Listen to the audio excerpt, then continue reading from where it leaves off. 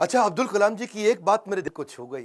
वो परिवारवाद नहीं, राष्ट्रवाद में बिलीव किया करते थे। जब वो राष्ट्रपति भवन में थे, see he is a man of principle and therefore is always respected everywhere. उनके क्योंकि जो भाई थे ना, उनको बहुत प्रेम करते थे, बहुत प्रेम करते थे अपने भाई से, बचपन से ही प्रेम था। और उनके अपने सगे भाई का पोता दिल्ली के अंदर मुनीरका में किराए के कमरे पर रहा करता था। 2006 में जब कलाम ने एक दफा सारे परिवार को इनवाइट किया, क्योंकि उनका कोई परिवार वहां रहता नहीं था, वो राष्ट्रपति भवन में अकेले रहते थे। और जब एक बार उन्होंने सारे परिवार को बुलाया राष्ट्रपति भवन में, तो वो लोग 8 दिन तक रहे। और सारे परिवार, क्योंकि 10 भाई बहन थे ना, तो 52 लोग आए। और कलाम जी ने देखा बहुत खर्चा हो रहा है, तो उन्होंने चाय की प्याली तक का हिसाब रखना शुरू किया।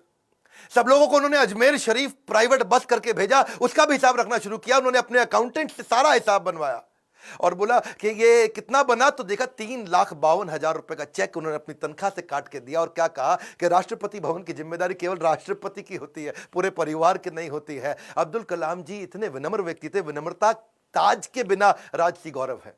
वो ऐसी चीज है, महान व्यक्ति की महानता ही उसकी नम्रता है। डॉक्टर कलाम को एक बार आईआईटी बीएचयू के अंदर चीफ गेस्ट के रूप में इनवाइट किया गया, और जब वहां पे आए तो वहां पे 7 कुर्सियां थी, बीच वाली कुर्सी थोड़ी ऊंची थी, और जब बीच वाली कुर्सी ऊंची, क्योंकि वो राष्ट्रपति थे, उनको बैठना था। उन्होंने बोला ना ना ना, कुर्सी हटाओ, बराबर की कुर्सी लगाओ। तो बोले नहीं सर, ये स्पेशल कुर्सी है हमारे चीफ गेस्ट के लिए। तो वो समझ गए कि चीफ गेस्ट कौन होते हैं भैया, जो एजुकेशन में महागुरु है वही है। तो उन्होंने वाइस चांसलर को बोला, आप आइए बैठिए। वाइस चांसलर घबरा गए, बोला राष्ट्रपति आप हैं, you are the first person of our country, आप बैठेंगे। बोला बिल्कुल नहीं। फिर उन्होंने अपनी कुर्सी हटवाई, बराबर की कुर्सी पे बैठे। कलाम जी ऐसे थे, ईमानदारी एक जादुई गुण है। यदि आपका हृदय ईमान से भरा है तो शत्रु का पूरा संसार आपके साथ खड़ा है। कहते हैं कि कोई भी पैतृक संपत्ति, माता पिता की दी हुई कोई भी पैतृक संपत्ति ईमानदारी के बराबर आपको अमीर नहीं बना सकती। सबसे ज्यादा अमीर व्यक्ति वही जो ईमानदार है, पूरा संसार आपके साथ खड़ा है। कलाम साहब तो एवर यूथफुल थे। 70 साल की उम्र में youth icon of the year का अवार्ड उनको मिला। हमेशा जीवन में भगवत गीता और कुरान दोनों साथ में रखते थे। 83 वर्ष की उम्र में उन्होंने रिटायर नहीं किया, रिट्राई किया। He was not tired, he was inspired, he was not tired up, he was fired up। आंखों में रोशनी तो उनकी कम हो रही थी, पर युवाओं के भविष्य को रोशन करने में लगे थे। उनके शरीर के पांव के कदमों की गति कम हो गई थी, पर देश की समृद्धि की गति को बढ़ाने में लगे हुए थे।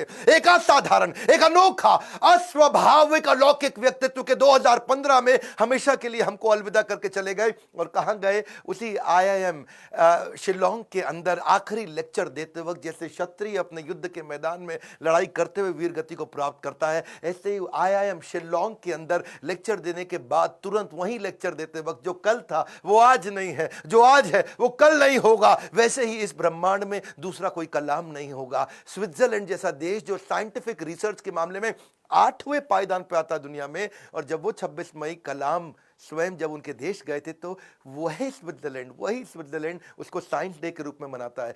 यूएन उनके जन्मदिन को यूएनओ कहता है कि इसको हम वर्ल्ड स्टूडेंट डे के रूप में मनाते हैं। बन जाती है परिभाषा भारत के सम्मान की जब जब बात होती है श्री एपीजे अब्दुल कलाम की। अब्दुल कलाम जी रेस्ट इन पीस नहीं है, बट रेस्ट इन मी है। अब्दुल कलाम जी आप लौट गए, आप कैसे आएंगे? अगर आप नहीं आएंगे तो आपके शिक्षा के रूप में तो आप हमारे साथ हैं।